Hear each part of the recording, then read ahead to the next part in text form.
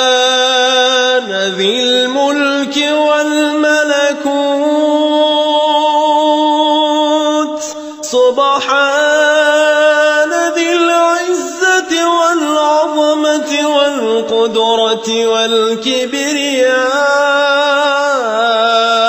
والجبروت سبحان الملك الحي الذي لا ينام ولا يموت سبوح قدوس ربنا ورب الملائكة والروح لا إله إلا الله نستغفر الله